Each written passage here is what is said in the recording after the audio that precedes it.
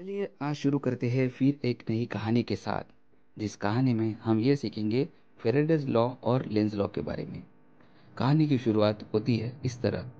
अजय और रोहन, दो विज्ञान के छात्र, अपने प्रोजेक्ट के लिए एक पुरानी और सुनसान लाइब्रेरी गए। यह लाइब्रेरी शहर से दूर थी और लोगों का कहना था कि वहाँ महान वैज्ञानिक माइकल फेराडे की आत्मा भटकती है।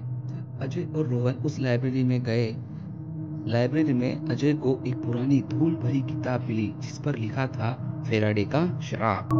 जैसे ही उसने किताब खोली, उसमें लिखा था, अगर कोई बिना समझे विद्युत चुंबकीय प्रेरण यानी कि इलेक्ट्रोमैग्नेटिक इंडक्शन के नियमों का मजाक उड़ाएगा तो अजीब घटना होगी।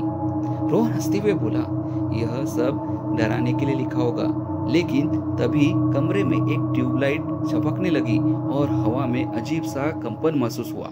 अचानक टेबल पे रखी लोहे की रॉड बिना बैटरी के अपने आप हिलने लगी।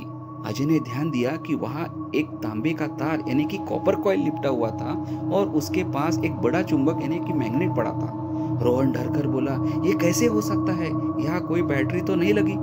अजय को तुरंत फेराडे का विद्युत चुंबकीय प्रेरण का नियम यानी कि Faraday law of electromagnetic induction याद आया। अजय समझाने लगा, जब कोई चुंबक यानी मैग्नेट किसी तार कॉइल के पास हिलता है तो उसमें बिजली यानी इंड्यूस ईएमएफ उत्पन्न होती है। जब चुंबक हिला तो तार में करंट आ गया जिससे लोहे का रॉड हिलने लगा। यही फेराडे का पहला नियम है। अब रोहन डरने लगा। तभी उसने किताब के अगले पन्ने पर लिखा देखा, अगर कोई यह नहीं समझाएगा कि करंट की दिशा क्यों बदलती है तो वह कभी इस रहस्य से बाहर नहीं निकल पाएगा। अजय बोला, जब भी करंट उत्पन्न होता है तो यह हमेशा उसी बदलाव का विरोध करता है। जिसने इसे बनाया इसे लेंज का नियम यानी लेंज लॉ कहते हैं।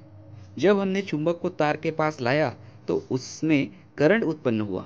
इस करंट ने एक नया चुंबकीय क्षेत्र यानी मैग्नेटिक फील्ड बना दिया जो चुंबक की गति का विरोध करने लगा। ये फेराडे का दूसरा नियम है जो बताता है कि ईएमएफ चुंबकीय क्षेत्र के बदलाव की गति पर निर्भर करता है। अजय ने तुरंत चुंबक को स्थिर यानी कि स्टेबल कर दिया और जैसे ही चुंबकीय क्षेत्र यानी कि मैग्नेटिक फील्ड बदलना बंद हुआ, अजीब घटनाएं भी रुक गई। रोहन कांप रहा था, लेकिन अब उसे भूत नहीं है ये समझ चुका था, यानी उसने जान लिया था कि यहाँ विज्ञान का खेल चल रहा था। अजय मुस्कुराते हुए बोला, हाँ, विज्ञान को समझोगे तो डर कभी नहीं लगेगा। इससे हम यह सीखते हैं कि अगर चुंबकीय क्षेत्र बदलेगा तो उसमें करंट यानी कि ईएमएफ उत्पन्न होगा।